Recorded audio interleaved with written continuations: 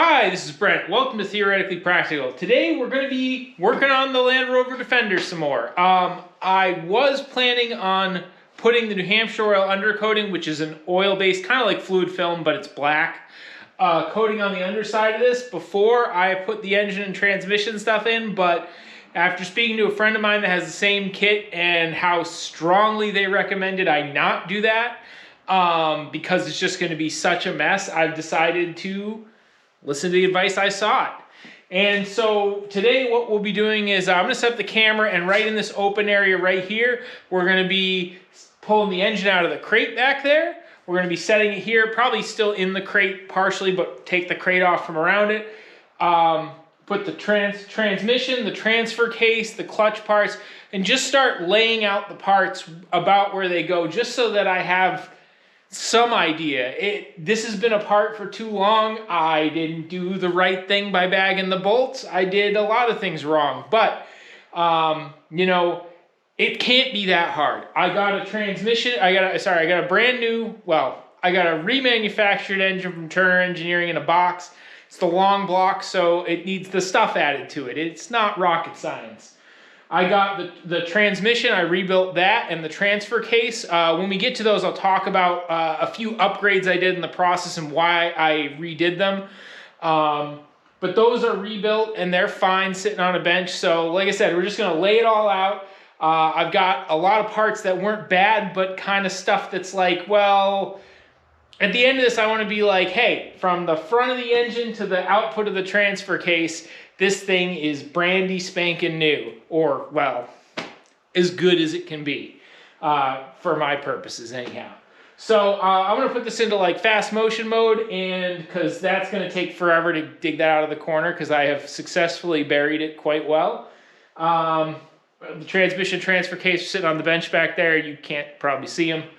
Like I said, just lay it out and, you know, really begin to panic properly, not just, you know, base level panic, but really get some advanced level panicking going on about what the hell am I doing and why did I think this was a good idea. But I cannot put it off any longer. I've tried. So let's go to it. You ready for it? Bam! Look at this beauty.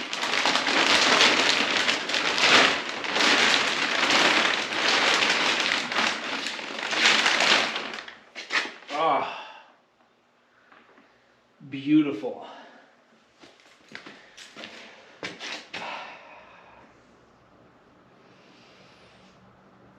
I will say for a minute I looked at it, I said, geez, it looks an awful lot taller than my other motor, but then again, my other motor doesn't have the, you know, the head cover, the head, or any other crap on it. So, there she is, man. I have not... This has been in my garage for 3 years. I looked in the top of it to make sure it didn't move in shipping, and I covered it back up because, well, because I know me. I know how long I take to do things, so, and I knew this was covered up with nice protective oil, and I didn't want to mess that up, so, awesome. All right, here it is. So, this is the beauteous thing, remanufactured by Turner Engineering, which is, well, realistically, if you want it done right, I don't think there's a better option. Certainly not one that didn't have some bad reviews. The engine, nicely enough, comes with hooks. It's going to be real easy to move it. We're going to put the transmission and transfer case on before we stick it in the car. I should rotate this around because this is backwards. I will say that with the timing chest, you do get the, with the long block, you do get the inside timing chest, but not the timing chest cover, which is fine because I have that. The importance of the timing chest is that this is a Defender timing chest, and you want a Defender timing chest and not a Discovery timing chest. There's differences, but it's just something to note. I think I have to take it back off, though, to get that in and out. We'll go take a look. This is the old and busted. It is old and busted. So I'll pull it out later and we'll show you some pictures about what failed, but there are reasons why I did not want to rebuild this one, so. Huh. Interesting. Well, I hope these are the same. Seeing some slight differences. Well, I'm curious. Oh, I know why I don't see this hole on the other engine, because I don't have the head on it, because I'm an idiot. All right, I got that upstairs. So, all right, I'm going to spin this around. I totally need a jack stand, pallet jack, whatever, you know, woo, but, yeah, it is quite beautiful, and I'm excited and terrified. So, all right, I'm gonna spin this around. I'm gonna grab the other head from upstairs. I don't remember what's still bolted to it, and some parts from upstairs, and start laying them out, and then I'll start grabbing the transmission and transfer case parts, and we'll just lay it out. Alrighty, I got all my parts laid out on the floor behind me here. I found this part. This is the most important part. This is the part that screwed me over.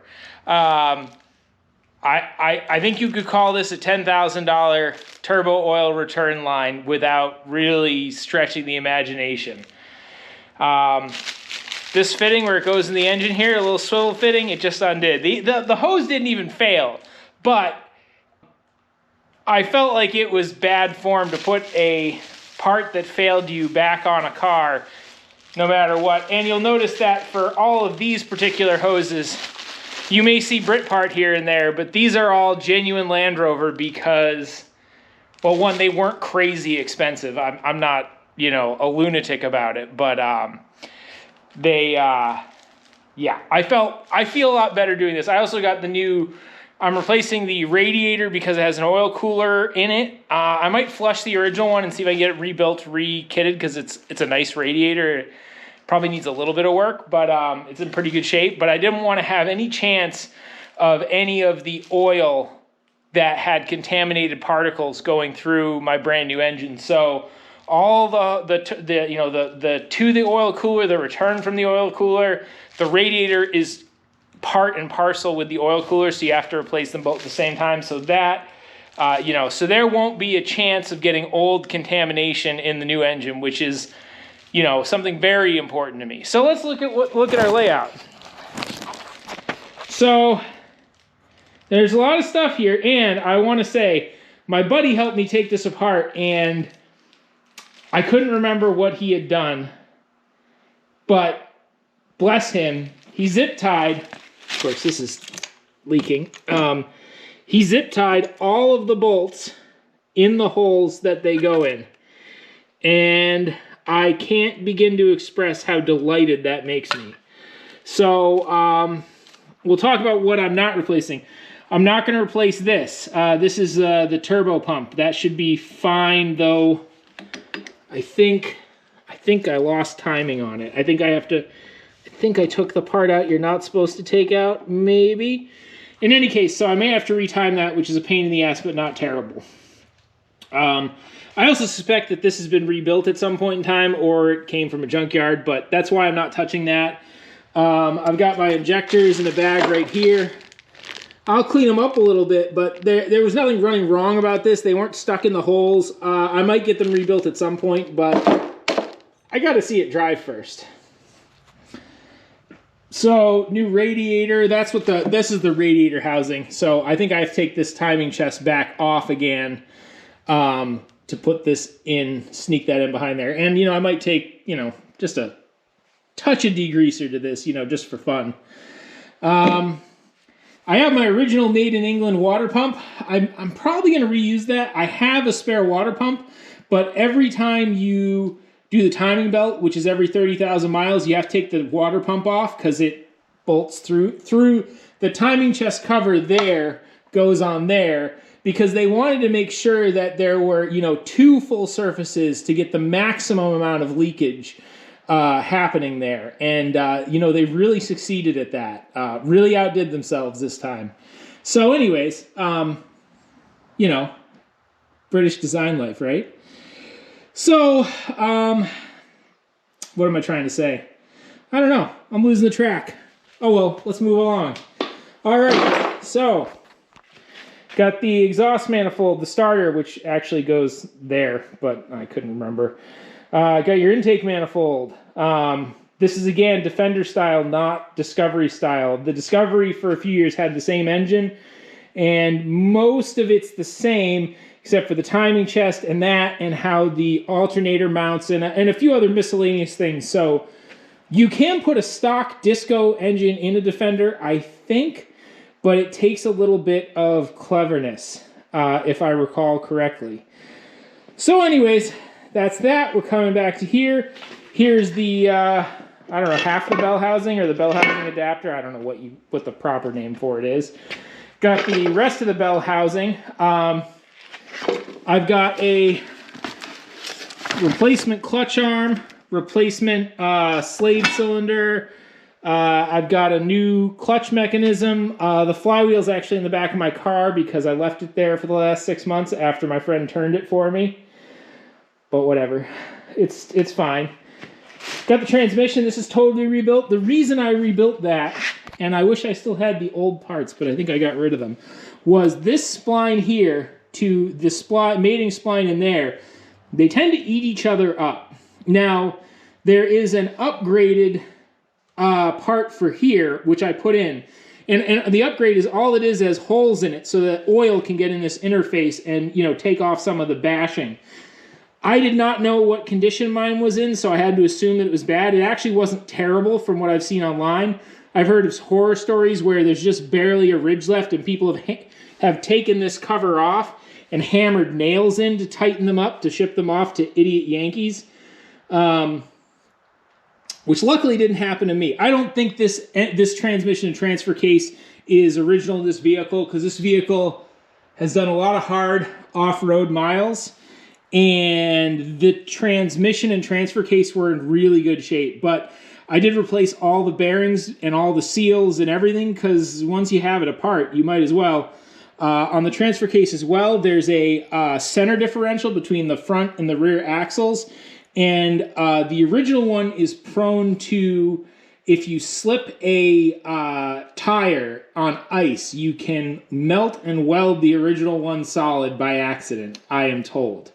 Regardless, I also didn't want it was fiddly to take apart and put together, and I'm lazy. So I bought the Ashcroft limited slip center differential, and that's what's in there now. So I think that's a good upgrade. I think the only thing I might consider doing to this at some point is there's a side cover you can take off on the bottom and put a bigger sump in for more oil capacity, but I don't know if I need that yet. But anyways, yeah, so these got to get married back together again and sealed up right. These are all my new parts. So I did a good thing that didn't end up working out so good. I went to John Craddock because they had all the things, and I went through all the pages and I ordered every single stud, nut, bolt, fastener that you could need to put this together because they weren't all that expensive. And some of them have the part numbers on it, so that'll help. I did not get everything, but I think I have a list of what I didn't get here. Maybe? Yes, I do. So that'll help. I have the list of what I did and didn't get. They say they have everything. I think if I waited long enough, they could have gotten me some stuff, but then I would have had to get different quantities of things. And I went back and forth with the guy for a little bit, and finally I said, you know what, just send me what you got, I'll deal with it. And the guy was nice enough. I'm not upset about that or anything. It's just it would have been nice to get everything. So I got the new timing belt there. The timing belt tensioner is somewhere, I think. New belt for that. I never felt like the old dipstick tube was correct necessarily. It kind of wiggled around in there. So I got a new dipstick tube and a new dipstick because, again, when you kill your engine because it didn't have the right amount of oil in it, that becomes important. I've got my 4 Delphi brand glow plugs. I originally bought Britpart glow plugs for this, and then I read about why you don't buy Britpart glow plugs. So, yeah, I got a lot of little packages like this that kind of say I've got some stuff in it. So, well, it'll just take time. That's all. Got a new lift pump, which is Delphi branded as well, and I will put that in because that's nice. This is the water pump I got, and I don't know, the original casting looks nicer and it still feels like it's in good shape. So I have this. They're really easy to change out, so that'll be fine. The fan mounts to the water. I think the fan mounts to the water pump. Fan mounts up on the front. I'm getting rid of the mechanical fan though because it's just a power robber. I got a new oil pressure switch. I'll have to check the original one to see if it's any better.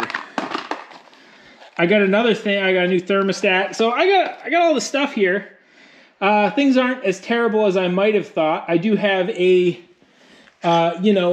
couple of piles of bolts, question mark, but we'll make it work. So later on this episode, we're gonna show you guys the parts breakdown manual, which is primarily what I'm gonna use to reassemble this. It shows all the part numbers for the nuts and the bolts. It also gives the lengths. I felt like on the timing chest of my old engine, some of the bolts were maybe stripped out, maybe helicoiled. There was a lot of weird stuff going on with the bolts for the water. Oh, hold it the right way. There's a lot of weird stuff going on with the water pump bolts. I want to make sure they're the right length. So I'll show you some of the diagrams, and I'm just going to go through one by one and bolt this bad Larry together.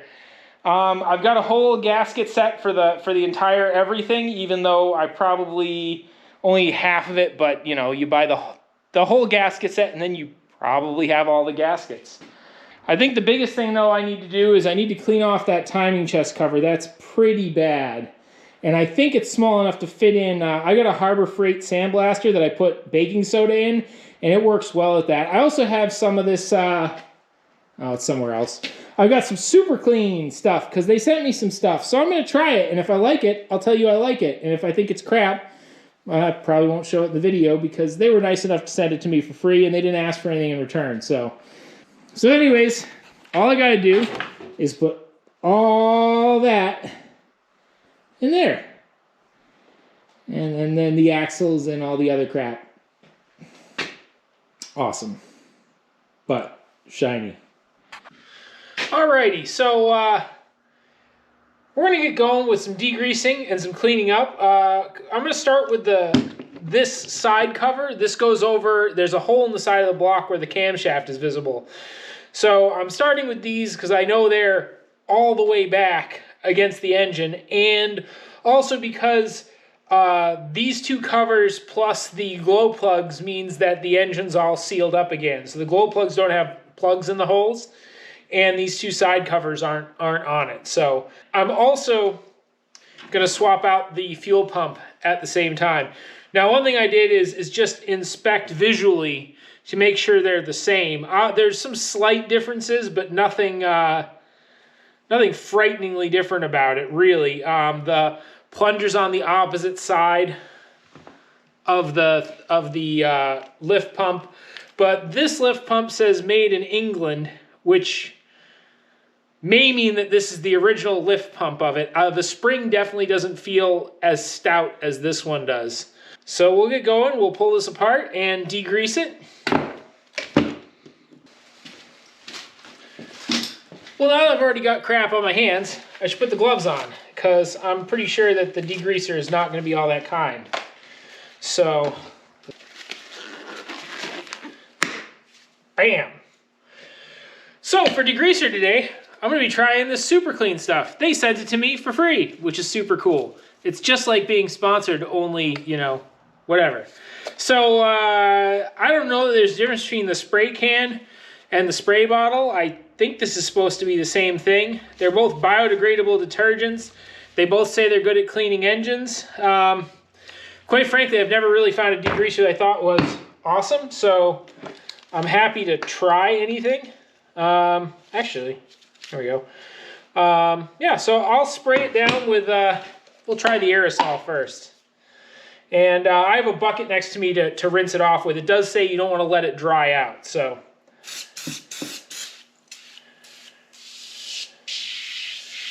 The foaming action means it's foaming. Now what do? To avoid damaging surfaces, yep, too late for that. Cover surface of the appropriate strength. Rinse thoroughly and dry as needed. Well, I also got this, nice little parts cleaner brush, so I'm gonna give that a whirl on this and see where we get.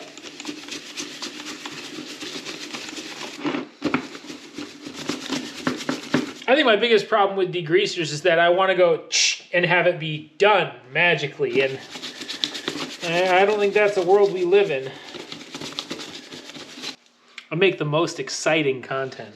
I'll go a little.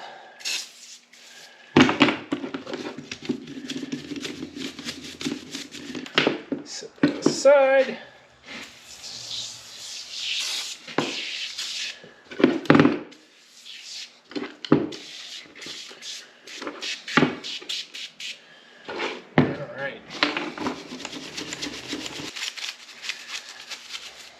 Give this a dip in the water, see how she comes out.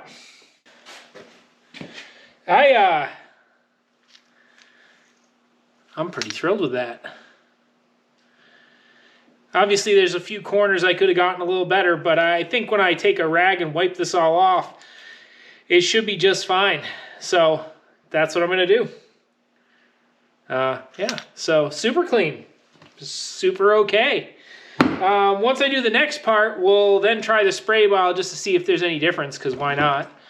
Yeah. I think it matters. Okay, so you're working on something like this, though, and you see you got all these little bits of gasket left over. There is a trick to handle that. All right, so there's all sorts of things you can use. You can use something like this, which is kind of like a... but it's abrasive. Pretty abrasive anyways. I like, for this sort of thing, to use these roll-lock bristle discs. I talked about them in my All About Abrasives video, but you got a chance to see them in action. It means something a little more.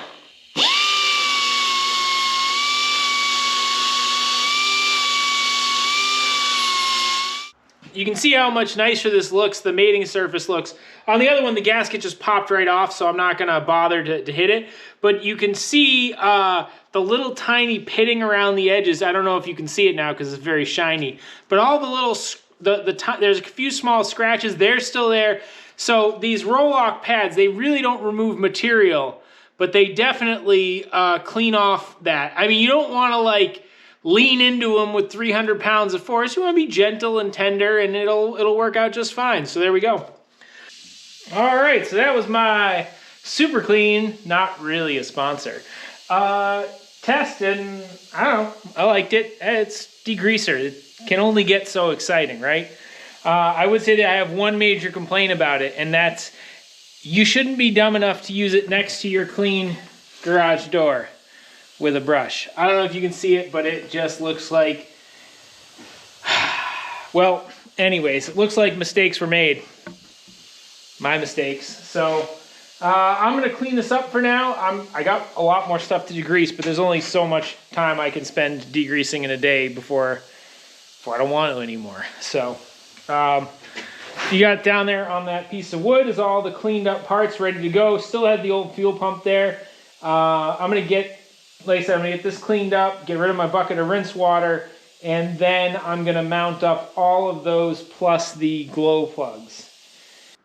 All right, guys, well, this is kind of gonna be a wrap up for this week because I ended up going to an auction that was supposed to take 1 day and took 2 days and all sorts of craziness like that. But I got a lot of stuff on this side of the engine here. One thing I ran into a problem of is this is supposed to breathe from here to the crankcase. Well, you can see where the plug should be, but it ain't. I have the valve cover from my original engine. It seems that they started out with the 200 TDI with this breather, then they took it away, and then when they did the 300 TDI, they put it back. So, because this way means I don't have to buy any parts other than a gasket, I'm gonna swap the valve covers. But I had to buy all those gaskets and the gasket for the exhaust manifold. That's in the big exciting Rovers North box. So Yeah, this week we should make a lot more progress. Basically, yeah, I did what I could, which was not much, but we'll do better this week. Oh, and just I'll be doing like a weekly one-shot about the auction experience, but I might have bought like a little bit of wire. It's for stuff. Have a great week.